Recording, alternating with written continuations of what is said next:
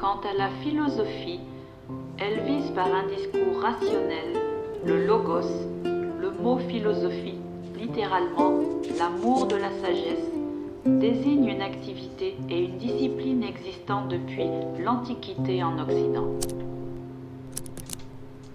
Quant à la philosophie, elle vise par un discours rationnel, le logos, le mot philosophie, littéralement l'amour de la sagesse, désigne une activité et une discipline existant depuis l'Antiquité en Occident.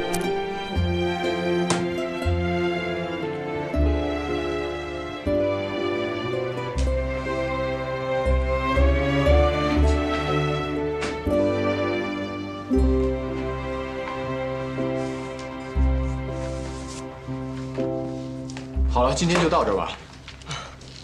对转正，好期待。没什么好期待的，只是比现在更苦、更累、更高标准就是了。啊，另外还有一个好消息告诉你们，因为程主任的提议呢，你们这批实习生的要求比前几届都高。啊？怎么个高法啊？增加同传训练呗。李主任，是转正以后都要做同传吗？不会吧？不是说会分同传和交传2个方向吗？是，以前是这样。分到同传呢，不还需要做交传，但分到交传呢，不一定需要做同传。但感谢你们的程主任吧，他提议同传、交传2门报，同时向高分院提出，只要你们一转正，立马加强同传，全部进行一下子特训。啊！我的天啊，还让不让人愉快的玩耍了啊？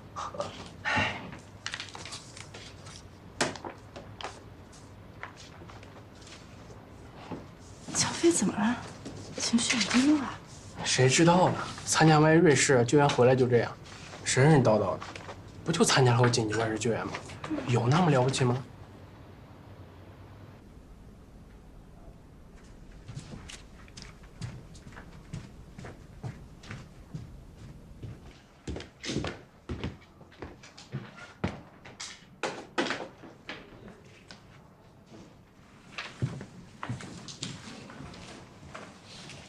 啊，主任好。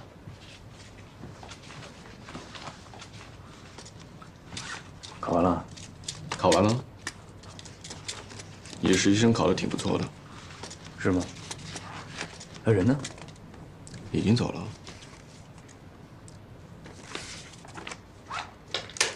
恭喜大家实习期顺利结束，今天可以休息了。结果会电话通知各位，并在网上公示。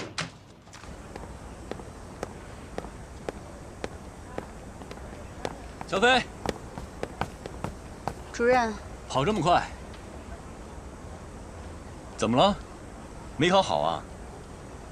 没有，正常发挥吧。那我就放心了。我看你吊着个脸，我以为你考砸了呢。我有点头疼。那赶紧回去休息吧。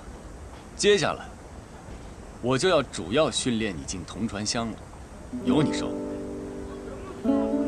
真的要进同传箱？当然了，虽然在高帆院，交传比同传更重要，但是在我的教学理念里，你应该交传同传一起走。你反应快，记忆力又好，你应该把同传作为你的主要特长。如果我进不了同传箱，你会很失望吗？不止失望，还很绝望呢。行了，别有那么大压力了，这不有我在呢吗？ 再说了，你能不能转正还不一定呢。赶快回去休息吧。主任再见。小飞，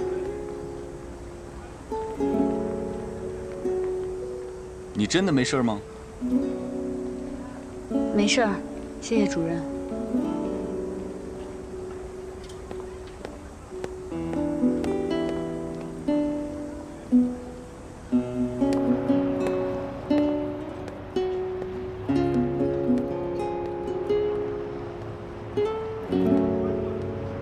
同声传译，简称同传，也称同声翻译、同步口译。通常是指译员在不打断讲话者讲话的情况下，不间断地将内容口译给听众的一种翻译方式。同声传译员通过专有的设备提供即时的翻译，这种翻译方式适用于大型的研讨会和国际会议，通常由2到3名议员轮换进行。那么接下来，我想请同学们进入同声传译的这个黑匣子进行实地的体验，两个的进入。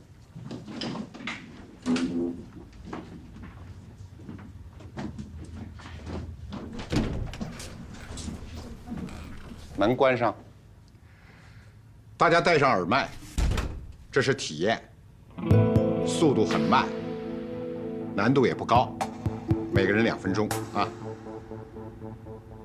乔飞啊，该你了。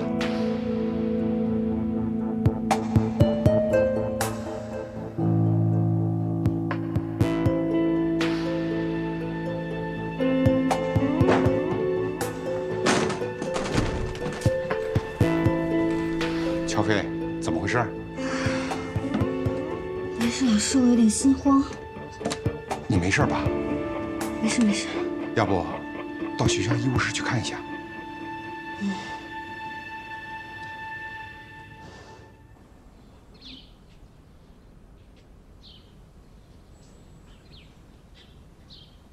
还行吧，心上没问题。你具体的感觉是什么？一心慌我就结巴。在同传箱里吗？一关上同传箱的门就这样。幽闭恐惧症。你平时在电梯里也有这种状况吗？没有。那怎么会呢？你为什么会怕同传箱呢？你怕同传箱，怎么当翻译啊？你别灰心，学习阶段是不会考同传的。将来进了高翻院，专业需要才会考同传。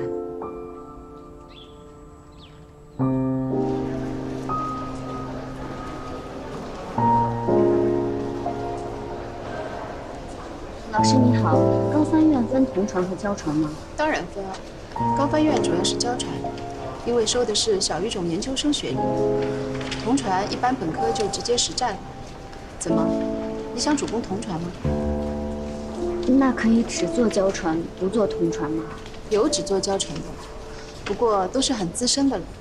同学，你到底报不报名啊？招考竞争很激烈的，你还挑肥拣瘦啊？不管了，高翻院是我的梦想，先考进了再说。没问题，公示吧。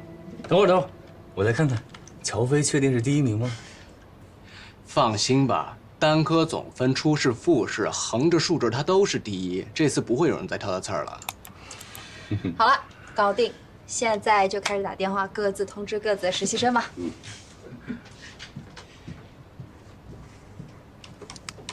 喂，吴明啊，恭喜你。杨艳吗？恭喜你啊！乔飞的电话怎么打不通啊？没关系的呀，网上公示不是已经写明白了吗？只要他看到了来报道就行了嘛。哎，有人给公示邮箱发了一份举报信啊！举报谁？乔飞曾被拘留过，这样的人是怎么通过高翻院审核的？哎，这是谁写的呀？太恶毒了！加油，跟我来一下。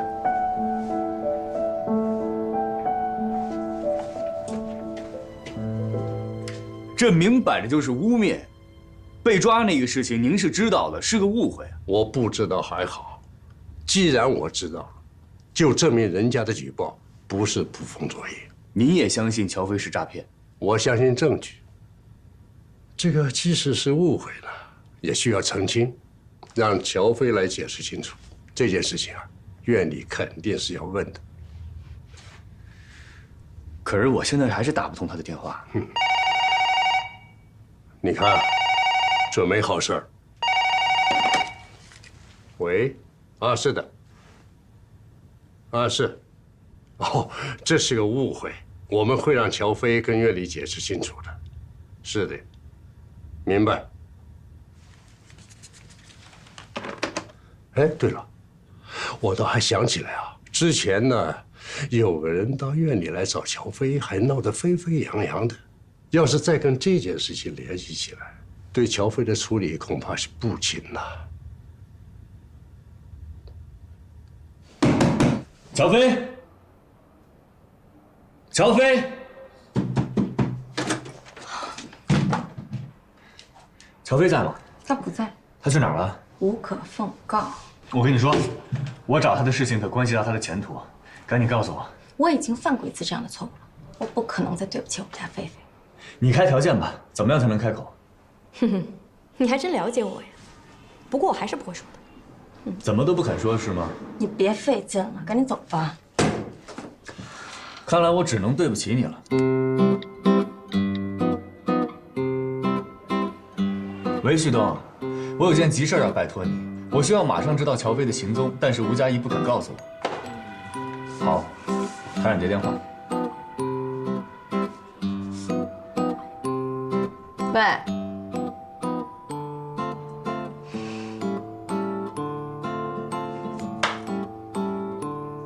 他去他妈家了，我可以关门了。哎，他妈妈家住哪儿？无可奉告。看来我还得给旭东打个电话。哎，行行。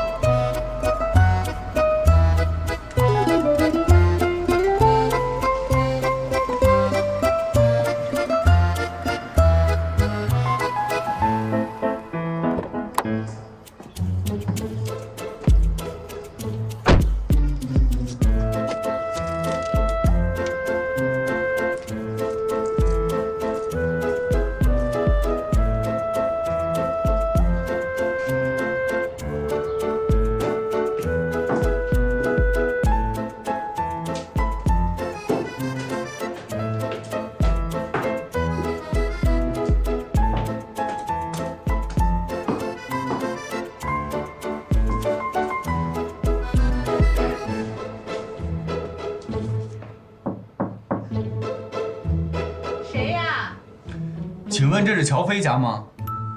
你是哪一位啊？我是乔飞的同事。哎，阿姨您好，我叫程家阳。你姓程，是乔飞的师傅吧？算是吧。快请进，快请进。我老听菲菲说起你，说你多么多么厉害。我平时对她是比较严厉。不是，他是说你专业厉害。哎，快进来坐，快坐这儿。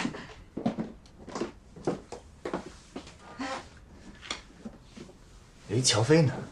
哦，他上医院去给我交医药费去了。我这胳膊摔了个粉碎性骨折。那现在手怎么样了？医生说，得做个换关节的手术。我想啊，就算了，别再给孩子拖后腿了。他前一段考试啊，我就没敢告诉他。这菲菲啊，心细，我这一个不小心跟他通个电话，他就听出来了。别看乔飞平时大大咧咧的，其实他心还真的挺细呢。哎，菲菲是不是犯什么错误了？哦，没有没有，我就是代表单位过来看看他。哦，我现在去医院找他。这样吧，我跟你一起去，正好我要换药。可以。哎，走走。哎。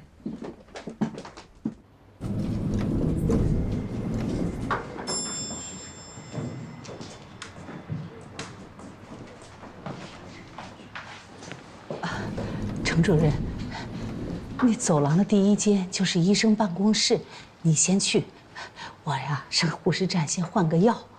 阿姨，我陪您去吧。不用。这儿的护士啊，对我特别好，他们都和我特别熟。你先去吧。那行，咱们一会儿见。哎哎，嗯。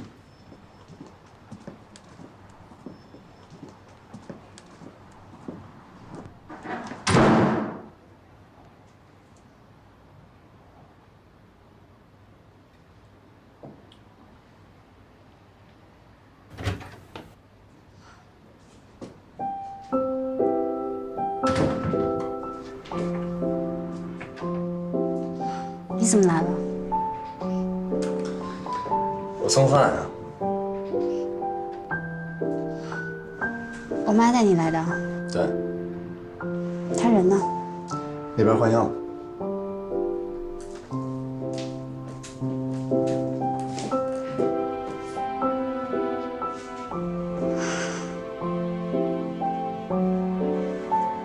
咱们出去聊几句。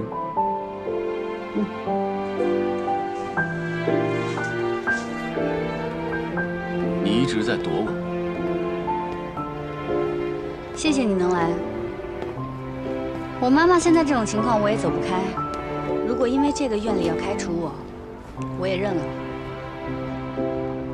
我真没想到，撞了南墙都不回头的乔飞，竟然会因为这些事儿而放弃。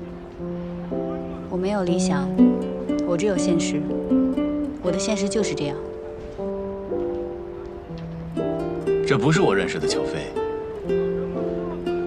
我就是这样，你接受不了也没有办法。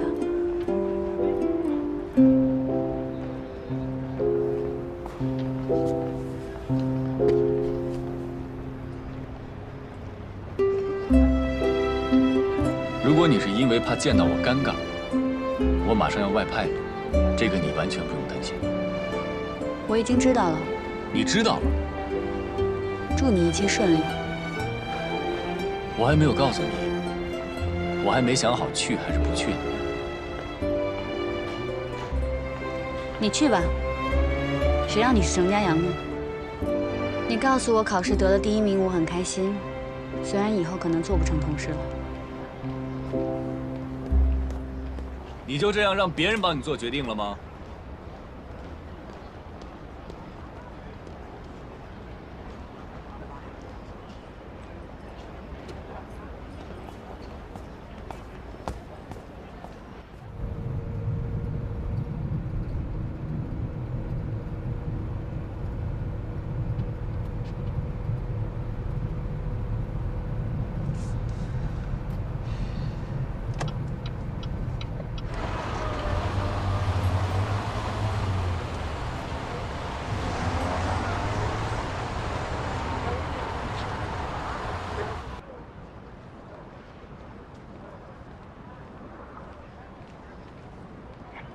程主任，你还没走啊？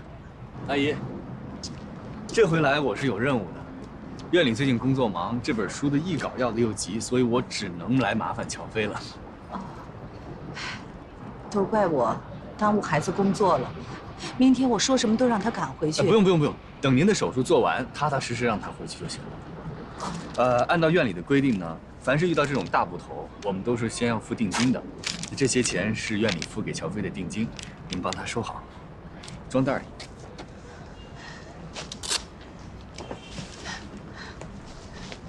菲菲真是找了个好工作，真谢谢你们领导关心了。行，我一定把话带到。妈，我回来了。回来了，菲菲。你怎么还在这儿呢？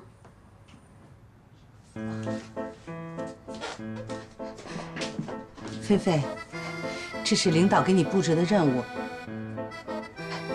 你的定金我交手术费了，这2天呀就可以做手术了。你可得回去给我好好工作啊。什么定金啊？这是咱们单位的规矩，你是新来的，可能还不知道。这高翻院还成出版社了是吧？还负责翻译爱情小说。你怎么跟领导说话呢？这对工作不能挑三拣四的。不是，妈，我现在不能回去工作。你手这样，你手术怎么能没人照顾呢？你怎么这么不懂事儿啊？你要是不回去啊，我这手术我不做了。反正我也这把岁数了，这手也用不了几年，我也别拖累你。别，您好好做手术，我回去工作还不行吗？程主任借不说话。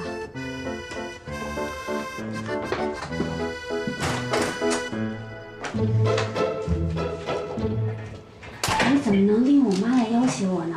你的钱我不能要。那你就去跟伯母说，如果你不回院里解释，就可能会被开除。你看他是不是更着急？程家阳，你越来越卑鄙了。卑鄙？我是说你特别过分。那我管不了那么多，只要能把事儿办成就行了。不想欠你的越来越多。那么着急跟我撇清关系啊？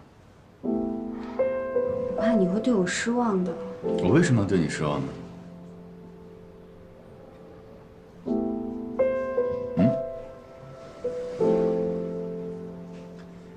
不肯告诉我，那看来我这个导师真够失败的。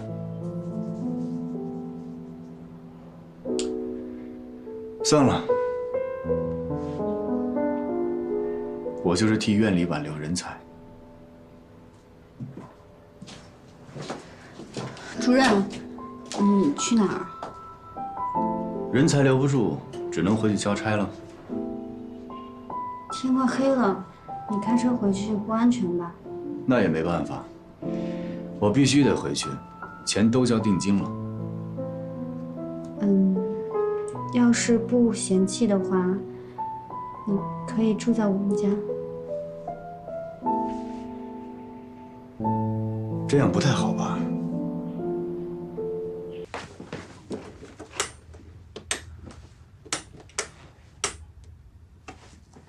就这么睡吧。那哪行啊？你去拿个备用灯泡，我帮你换上。没有备用的。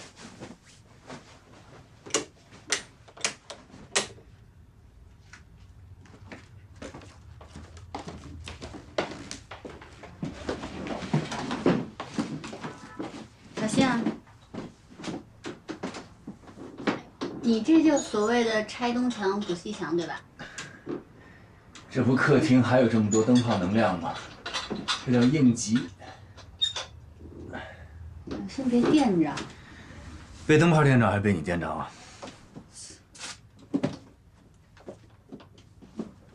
走吧。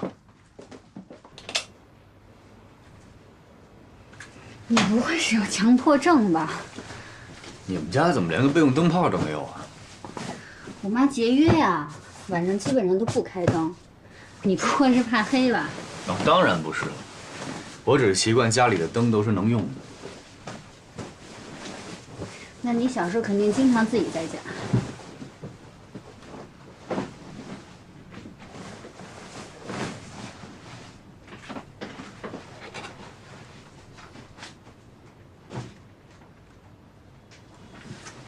这个时候你应该还跟我哥在一起呢吧？没有啊。不过我一直有一个疑问，高佳明跟你长得也不是很像，而且他一直说他有养父养母的事情。是，我们俩是没有血缘关系。他爸其实以前是我爸的司机，他妈是个厨师。当年我爸和他爸妈一起被派到非洲的色昂去工作，而且在那很艰苦。中间有一次回国的机会，本来应该是他爸要回来的，但是他爸考虑到我爸离家的时候我妈还在怀孕，直到我都开始走路了还没有见过我，就把机会转给了我爸。我爸在回国期间，色昂发生了政局突变，他爸就在一次事故中牺牲了，他妈也非常受不了，最后自杀了。然后他们家就剩下年迈的爷爷奶奶住在农村，也没有抚养的能力，所以我爸就把他接到了我们家。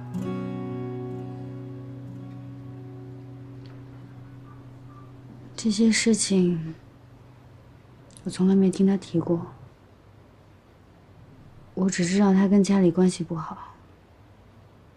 当时我爸答应他爷爷奶奶，说等他成年以后，他还是高家人，还是姓高。他爷爷奶奶也再三叮嘱我爸，不希望他再继续走他爸的老路。我爸完成了他的承诺，等我哥成年的时候，就真的把他的名字改成了高佳明。而且我们家也从此搬出了外侨大院。我妈以前也是英文专业，后来为了照顾我们俩辞了职，后来才下的海。你妈妈为了家里，牺牲也真是很大。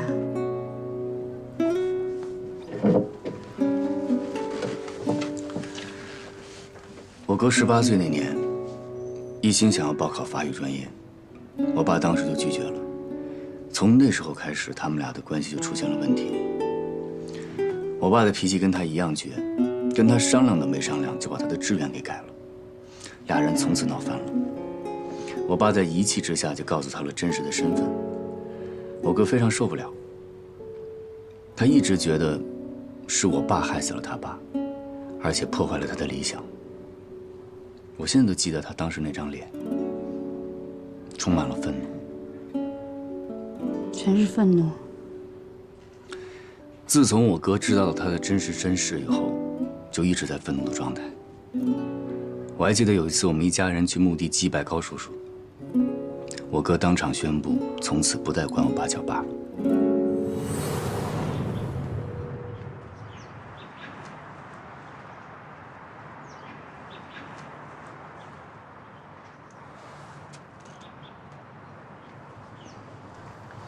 佳明，把花儿给你爸献上。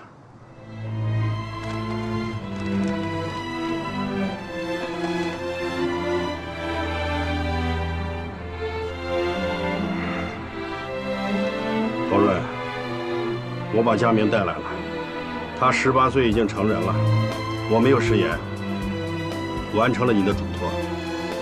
你放心，我已经把事情的原委和派出所管户籍的同志说清楚了，马上就可以给他改名，让他改姓高。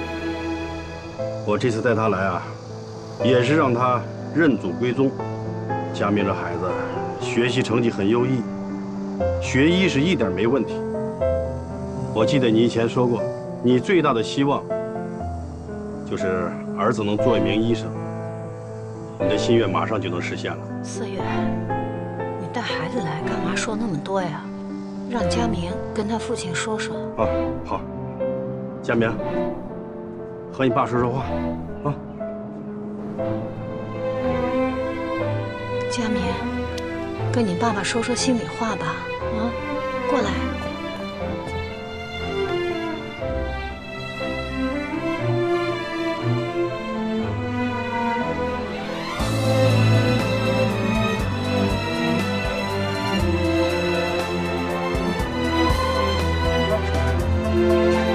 这孩子，思远，都是你，冷不丁跟孩子提这个干什么？早就应该说了，多大年龄了？什么叫多大年龄？这还是个孩子呢。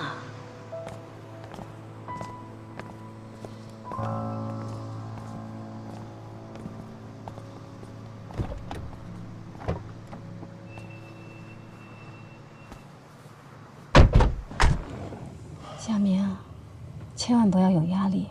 学艺是很难的，但是以你的成绩，一定是没问题的。谢谢阿姨。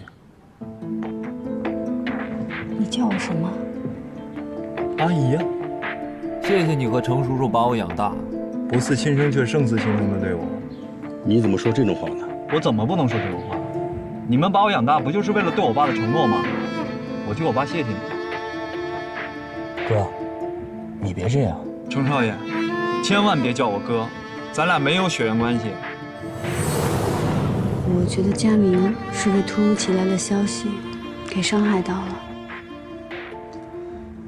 长大以后我才知道，我哥一直以为我爸妈是因为责任在抚养他，对他并没有真正的爱。我爸在这件事情上也处理得非常草率，他们那代人只知道完成对别人的承诺，但并没有顾及到我哥的感受，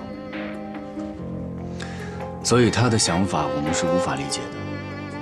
我记得有一次我哥跟我说过他的真实想法，他说他终于明白为什么我爸一直对他这么严厉，而我妈对他这么宠爱了。所以你爸爸妈妈真的是这样吗？我感觉你对他挺好奇的。也不是，我觉得他这个人很难猜透，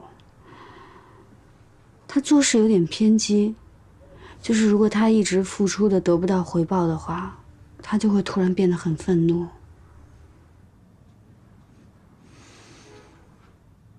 我跟你聊我哥，我觉得挺奇怪的。那你睡吧，我不打扰你了。哎，当年你为什么跟我哥分手啊？不管你相不相信，我当年真的没跟他在一起过。当年是我自己年纪小，不懂得拒绝。后来，我心里又很害怕，我就一直逃避，最后用了很不成熟的方式，也伤害了他。是我不对，你早点休息吧。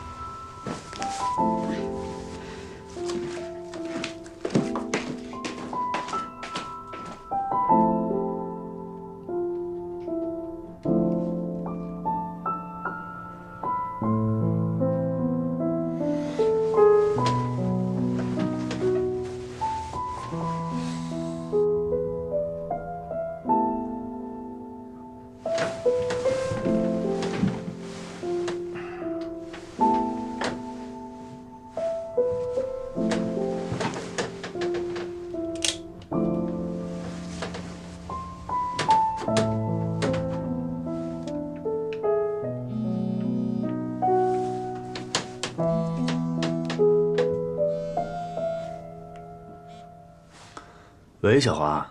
佳阳，你说话方便吗？哦，方便，你说。我今天路过瓦莱州了，那个雪山你还记得吧？我想起你曾经跟我说过的话，在爱的路上，最大的过错是错过。我当然记得了，前段时间我和乔飞还一起去过呢。乔飞？前段时间我们单位有外事支援，我和乔飞一起去的。他作为新人的表现可圈可点，梁司长还表扬他了呢。我打国际长途来不是听你聊工作的。啊，哎，你蜜月过得怎么样？就那样吧。对了，佳阳，我寄给你的书，你看了吗？我还没看呢。哦，那你赶紧看吧，看完你跟我说一下你的读后感。好。那先就这样吧。好，那你保重，拜拜。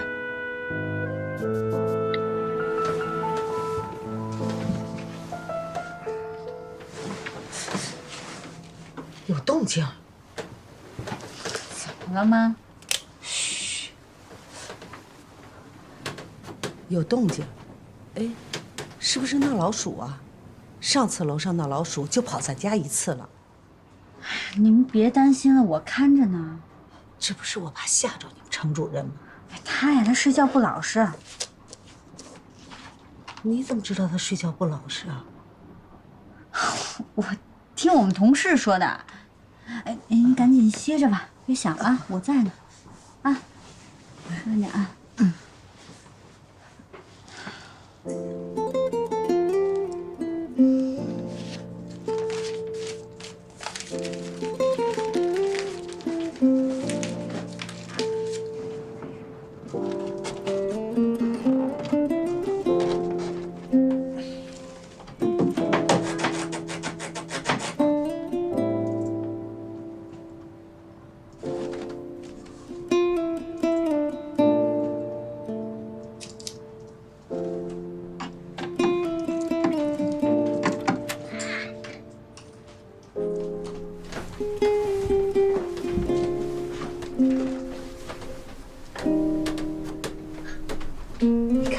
我说有老鼠吧？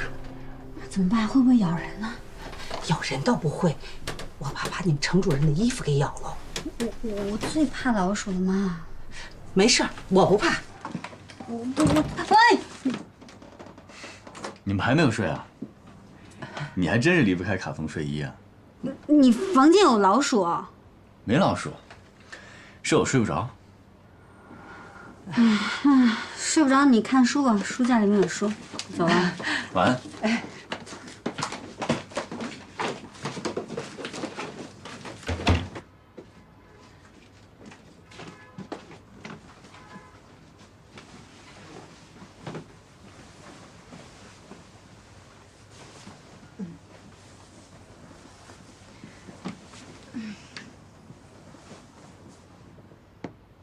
菲菲啊，这高帆院有没有人欺负你啊？没有。那程主任他人怎么样啊？挺好的，严格有原则，刀子嘴豆腐心。他多大了？快30了。那他欺负过你吗？被领导骂很正常吧，但他现在骂我少了，可能是我进步了吧。他有朋友了吗？妈，您操心这事干嘛？你跟我说实话，你跟程主任是不是处朋友呢？哎呦，真没有。那你怎么会知道他睡觉不老实？他知道你睡觉爱穿卡通衣服啊？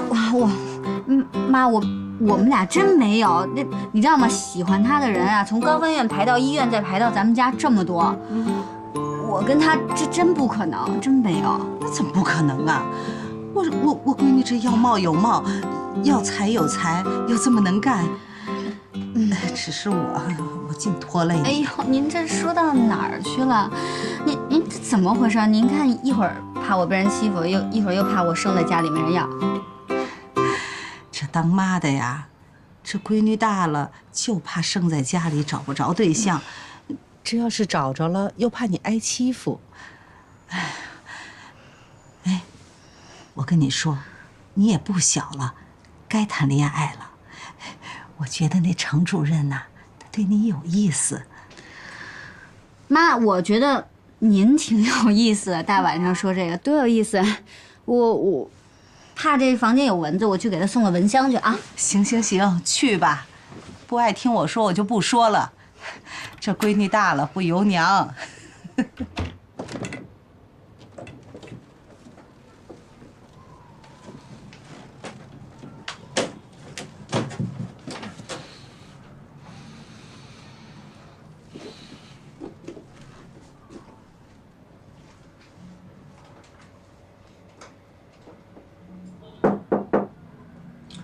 进来啊，主任。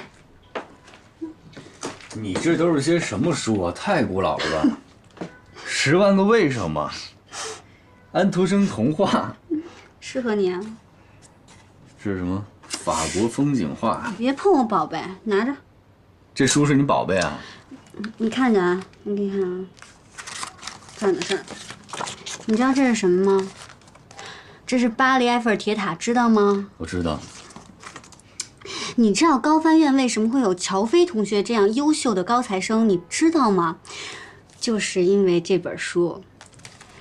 以前呢，我妈妈在一家公司负责后勤打扫，这本书是别人不要的，她觉得挺好的，就拿回来给我了。小时候我们家穷，也没有其他玩具，这是我唯一的宝贝。我就是从那个时候开始喜欢上了法国，喜欢上了法语，还有所有跟法语有关的东西。原来是这样啊！我还以为你是因为喜欢 LV 才学的法语呢。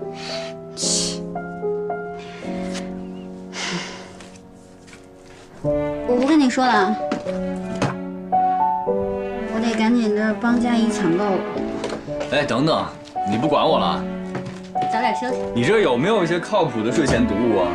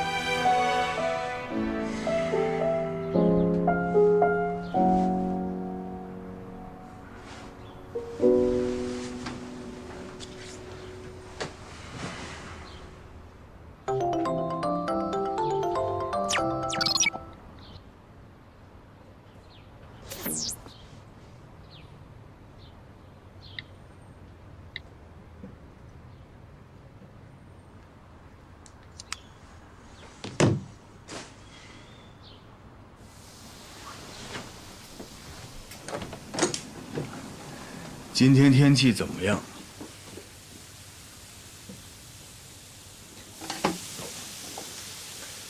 做什么呢？这么香？你饿就先吃一个吧，豆浆在保温壶里。不用了，等大家一起吃。你今天记得买备用灯泡啊。没事儿，反正我妈也用不上。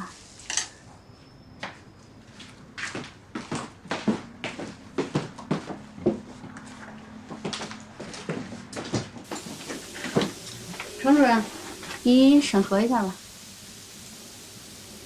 你还真翻啊？那不然还假翻啊？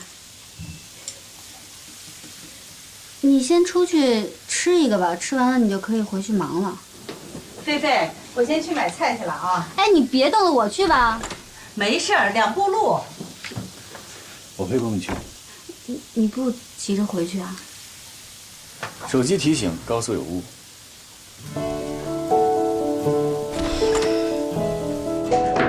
伯母，来，东西给我，我陪你一起去。好，走。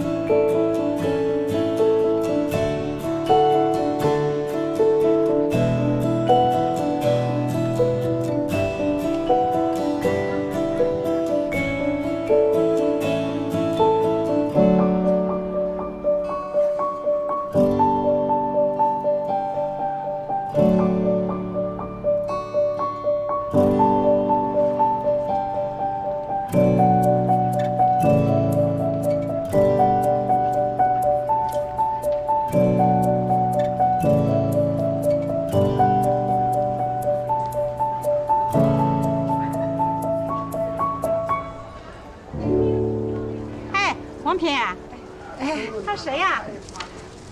是你女儿带来的男朋友啊？不是不是，是我女儿同事。同事？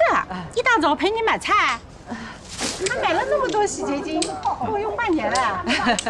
小伙子挺高挺帅的，一表人才，还会买东西。我们这住了几十年的老邻居了，他们就爱凑个热闹，你可别见怪啊。没有没有，阿姨好，阿姨好。小伙子啊，乔飞是我们看着长大的，你找了乔飞啊，等于就摸着大牌了。走吧。哎。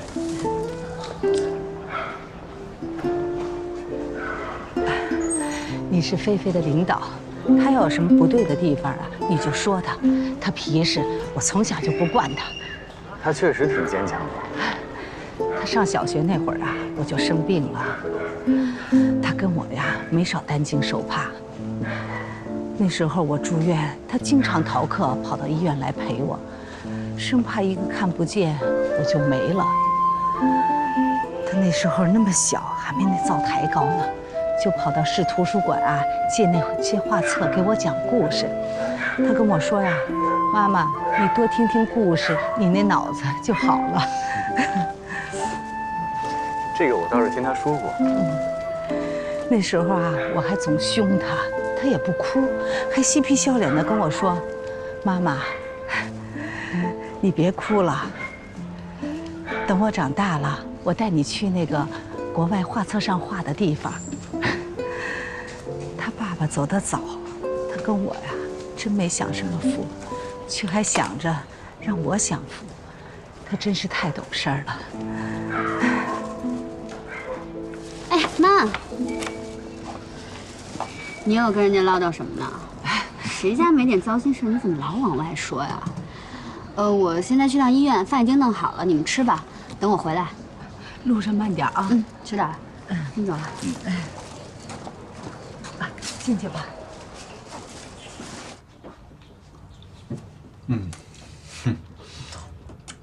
哎呀，我吃的是不是有点太多了？不多，这哪多呀？多吃点好。你再吃点。不吃了，不吃了。伯母，我来吃吧。正好我去试试那个立白洗洁精。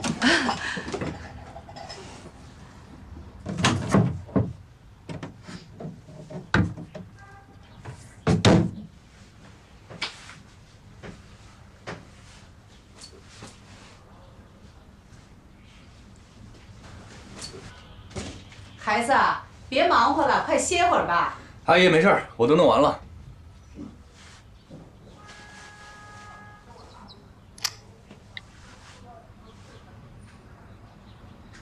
喂，李来，最近院里有什么新情况吗？你赶紧回来吧，主任都急疯了。还请假？行，我尽量跟主任说吧，但他同不同意我可不知道啊。是陈家阳电话吗？啊，拿来，我来跟他讲。挂了。这2天算他旷工，我没准他假。主任他是帮乔飞请假。乔飞母亲不手术吗？说手术一完，立马回来跟院里解释那个拘留的事儿。他是乔飞的代言人还是经纪人呢？你找哪位？看来我找的人不在。陈家阳出差了。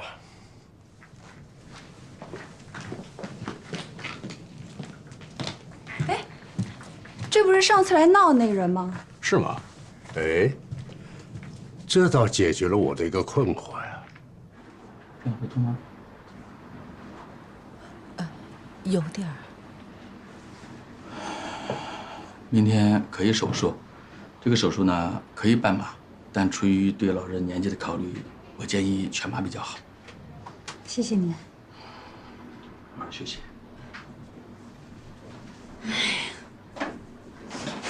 终于可以手术了，绑了1个礼拜，我这又木又痒。你这手术完了还得继续休息呢，你这可是大手术，你得好好养着。我争取报道完了就回来陪你。不行，不许回来。我和你姑姑商量好了，她和你小姨轮流过来照顾我。单位领导那么重视你，你一定要好好工作，好好听程主任的话啊。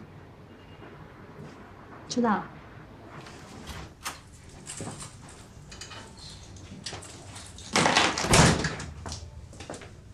你怎么进来的？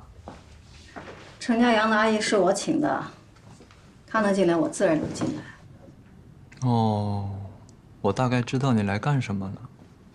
佳明，乔飞回上海了，你知道吗？你是不是已经见他了？我的事儿你别管行吗？我能不管吗？佳明，乔飞这个女孩子心术不正，经历太复杂了。我跟你说啊，我不管你是想跟她复合还是报复，反正我的态度就一个，你不能跟她有任何的瓜葛。你怎么越老越絮叨了呢？这些话你应该去跟程家阳说，我至少跟他势均力敌，程家阳可不是他的对手。这跟家阳有什么关系啊？你不知道，乔飞进了高帆院，现在是程家阳带的实习生。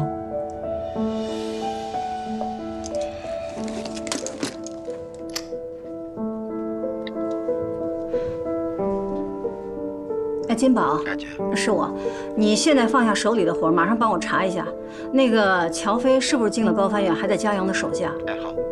什么？哎，我说你这么吃惊干嘛？不是我比你还震惊啊！行了行了，你赶快查吧，给我答复啊。查吗？查吧，让金宝舅舅好好查，查到了再让他送笔钱给人家，拆散他们。佳明，说到送钱，你还真得谢谢我。当初就是我给了他这笔钱，你才能看清这个小女子到底什么真面目。这个孩子，佳明，别看你个头长得高高大大的，心地善良，太单纯了。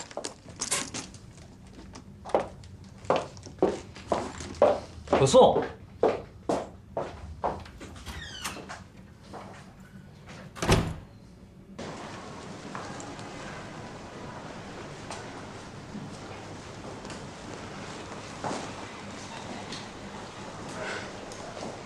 你不回去真的没事吗？没事儿，我已经跟田主任汇报过了，他让我陪你到手术结束。医生，妈，手术怎么样？基本顺利，等病人清醒后再做进一步观察。麻药劲儿还没过呢，放心吧，肯定没事。送去观察室吧。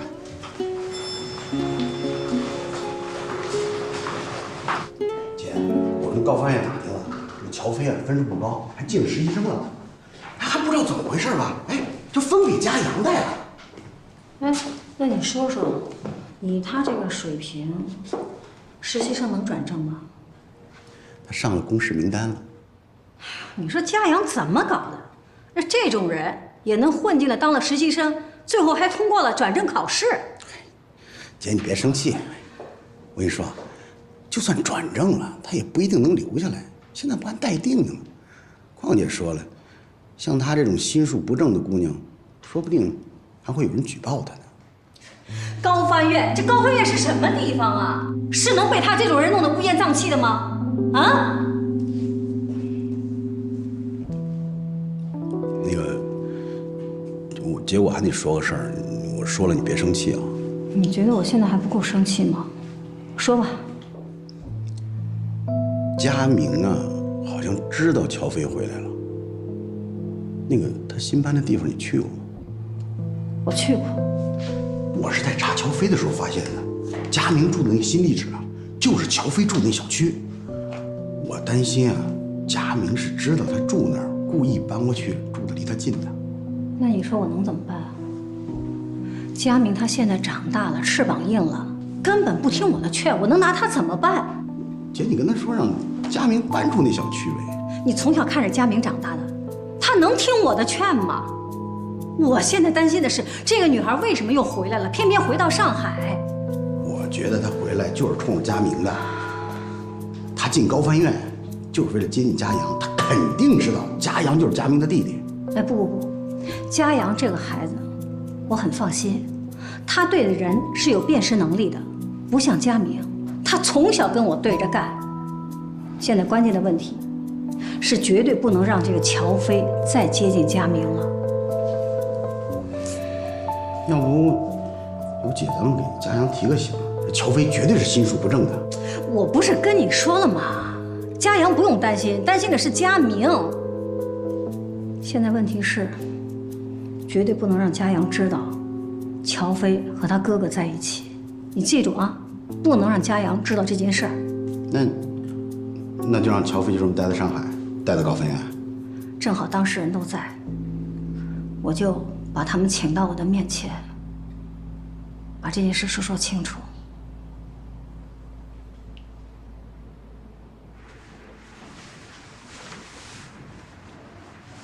这个钱怎么能省呢？护工是一定得请的。尿管、尿袋，你会用吗？我觉得我特别没用，陪我出去走走吧。好。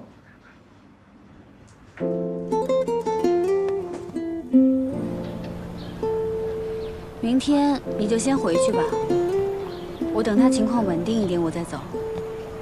这些你都不需要考虑，你现在需要的是休息，你太累了。我真怕我一休息，就再也不想往前冲了。我陪着你啊。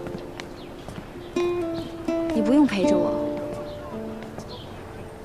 之前是我太天真了，以为自己能解决所有的问题，没想到我成长的速度根本赶不上妈妈变老的速度。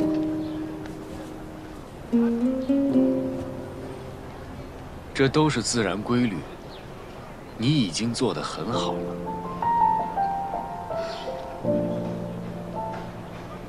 那天你告诉我通过了转正考试，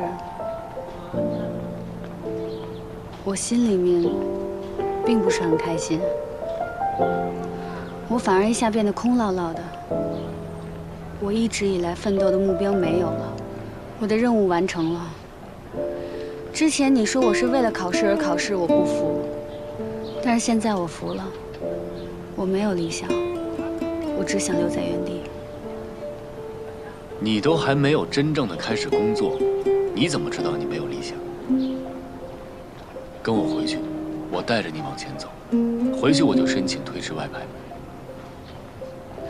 就是这样，我才更难过。我之前就是自视甚高，我把你定为我的目标。我也想当一个外交官，申请外派，像你一样努力，好多累积经验。这个目标很适合你。你是有翻译天赋的，你不能浪费你的才华。你真的觉得我有才华吗？可是我现在这种情况，就算有一天真的申请外派了，我能放心的去吗？我只要2天不开手机，我就不知道我妈妈会发生什么样的事情。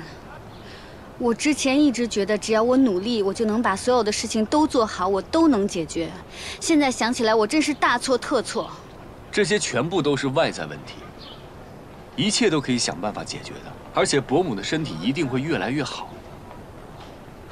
你不要这么极端，悲观起来就觉得所有的困难都无法解决，乐观起来又觉得你能成为一名优秀的翻译官。你记住，现在你不是一个人在战斗。我是你的导师，我会陪着你一起克服困难。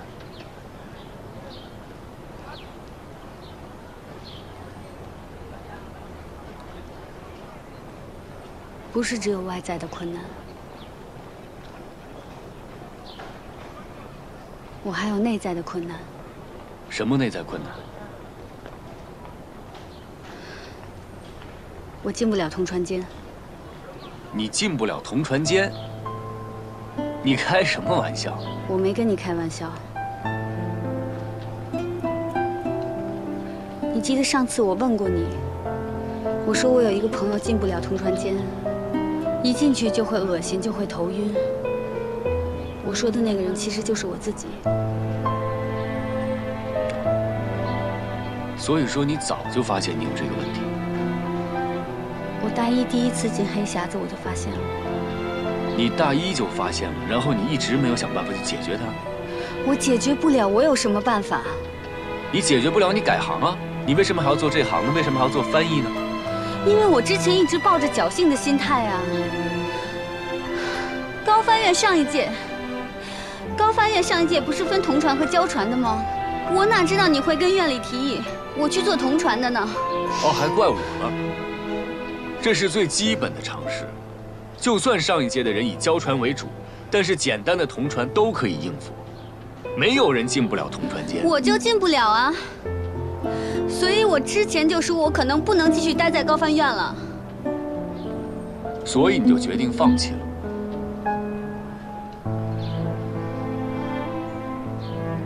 看来你跟我想的一样，你就是一块扶不上墙的烂泥巴。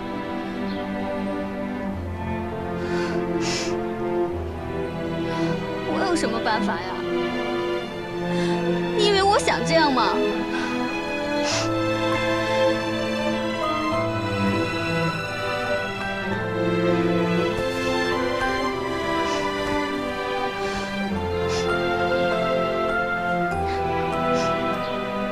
把眼泪擦了。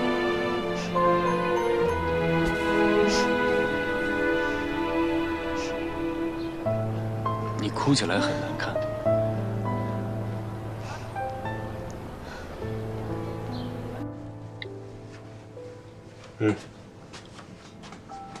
别打了，他出差的，闲了会打给你的。哎呀，我说你真是对2个儿子一点都不关心。抚养成人大学毕了业，都有各自的事业，你还要怎么关心？哎，你记不记得8年前那个佳明处过一个女朋友？他要去瑞士深造的时候，我想见见这个女孩，嗨，可是这女孩说她妈病了。我当时给了他10万，哎，人跑了，从此就无声无息。他一天换一个，我哪记得住？这佳明还真有不少的女朋友，但就这个我记住了。他那么多女朋友吧，他不往心里去，包括小华也是。唯独这个，他的态度可真是不一样。他走的时候还说让我去看一看，哎，我就跟他聊了，我说这试探一下他吧。他特认真，把照片都拿出来给我看。我当时一看，还真的蛮喜欢他。你说重点。说什么重点啊？跟我打什么官腔？这不是家里吗？我在跟你说儿子的事。行，随便说。后来我让金宝去接他，我就是想见见这个姑娘，请她吃个饭。结果1请不来，2请不来，第3次再去请她，人金宝回来跟我说，这个姑娘缺钱，原因是她妈妈病了，得了一种什么怪病。那我一听，为了自己的儿子，就给她撂下10万块钱呗，对吧？再说佳明换专业也是为了这个女孩。那就是说，这个人拿着钱跑了，你还没见到这个人呢。我见过一次。我明白了，你拿的钱，钱落到谁的手上，你不知道。我知道，我给金宝了，让金宝给那女孩送去了。小楚啊，那个当初小泉欠赌债那个事儿，你知道吧？有这个事儿吗？金宝啊，当时跟我保证，啊，他能管住小泉，他要再去赌的话，就把他的手剁了。我没跟你说，我给了他2万。什么意思啊？没有证据，我什么也判断不了。不过我就知道金宝的儿子走过弯路。啊，当然现在没事了。哎，我的意思是说啊，无凭无据的，你随便说一个姑娘，不合适吧？好，那钱的事儿咱们不扯了。但你现在知不知道，这女孩在哪儿吗？在佳阳的手底下当实习生呢。但是她有过前科，所以高翻院对她进行了调查。之前跟了佳明，现在又跟了佳阳。我看她还真不是一朵什么白莲花。如果他有案底的话，他不会留下的。好了，你就别瞎操心了。我呢，会多关心2个儿子的。